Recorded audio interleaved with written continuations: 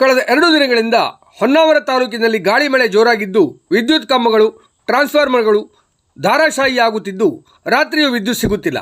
ಹೆಸ್ಕಾಂ ಸಿಬ್ಬಂದಿಗಳು ಅಹೋರಾತ್ರಿ ಕೆಲಸದಲ್ಲಿದ್ದಾರೆ. ರೈತರು ಗದ್ದೆಗಿಳಿದಿದ್ದು ತೋಟಗಾರರು ಅಡಿಕೆ ತೋಟಕ್ಕೆ ಮದ್ದು ಸಿಂಪಡಿಸತೊಡಗಿದ್ದಾರೆ.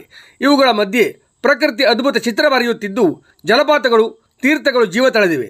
ಗುಡ್ಡದಿಂದ ಹೆದ್ದಾರಿಗೆ ಧುಮುಕುವ ಪ್ರವಾಹ ಇನ್ನಷ್ಟು ಕಿರು ಜಲಪಾತಗಳನ್ನು ಸೃಷ್ಟಿಸಿದೆ. ಹೊನ್ನಾವರದಿಂದ 35 ಕಿಲೋಮೀಟರ್ ದೂರದ ಗೇರುಸೊಪ್ಪಾದ ಬಂಗಾರಕುಸುಮ ಜಲಪಾತ ಗುಡ್ಡದ ನೆತ್ತಿಯಿಂದ ಮರದ ಮಧ್ಯೆ ಮೆರೆಯುತ್ತಾ ಅಲ್ಲಲ್ಲಿ ಬೆಳ್ಳಿಯಂತೆ ಬೆಳಗುತ್ತಾ ಧರೆಗಿಳಿಯುತ್ತಿದೆ.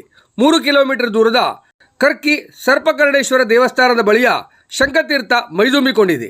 ಈಜುವವರಿಗೆ ಸ್ವಚ್ಛ ಸ್ಫಟಿಕ ಜಲಪ್ರವಾಹ ಕಿರಿದಾಗಿ ಮತ್ತು ದೊಡ್ಡದಾಗಿ ಬೀಳುತ್ತಿದ್ದು ಎಲ್ಲ ವಯಸ್ಸಿನವರಿಗೆ ಸ್ನಾನಕ್ಕೆ ಅನುಕೂಲವಾಗಿದೆ. 4 ಕಿಲೋಮೀಟರ್ ದೂರ ಸಮುದ್ರಕ್ಕೆ ಎದುರಾಗಿರುವ ಅಪರೂಪದ ಅಪ್ಸರಕೊಂಡ ಜಲಪಾತಕ್ಕೆ ಜನ ಮುತ್ತಿಗೆ ಹಾಕುತ್ತಿದ್ದಾರೆ. ದಟ್ಟ ಗಿಡಗಳ ಮಧ್ಯೆ ಬೆಳ್ಳಿ ಧಾರೆಯಾಗಿ ಅಪ್ಸರಕೊಂಡ ಮೈಮನ ತಳಿಸುತ್ತಿದೆ. 3 ಕಿಲೋಮೀಟರ್ ದೂರದ ರಾಮತೀರ್ಥದಲ್ಲಿ ರಾಮ ಲಕ್ಷ್ಮಣ 2 ಧಾರೆಗಳು ಅಡಿಕೆ ಮರದ ಗಾತ್ರದಲ್ಲಿ ಭೂಗರ್ಭದಿಂದ ಬೆಚ್ಚಗೆ ಸುರಿಯುತ್ತಿದೆ. ಶರಾವತಿ ಬೋಟಿಂಗ್ನಿಂದಾಗಿ ಲೋಕದ ಗಮನ ಸೆಳೆದ ಆನಂದ್ ಮಹೀಂದ್ರ ಮೆಚ್ಚುಗೆ ಪಡೆದು ದೊಡ್ಡ ಸುದ್ದಿಯಾಗಿದ್ದು, ತಾಲೂಕಿನ ಈ 4 ಜಲಪಾತಗಳು ತನ್ನದಾದ ವೈಶಿಷ್ಟ್ಯ ಹೊಂದಿದ್ದು ಕಾಳಜಿಯೊಂದಿಗೆ ಜಲಧಾರೆಯನ್ನು ಸುಖಿಸಬಹುದಾಗಿದೆ. ಪ್ರಚಾರದ ಕೊರತೆಯಿಂದ ಇವು ವನಸುಮವಾಗಿವೆ.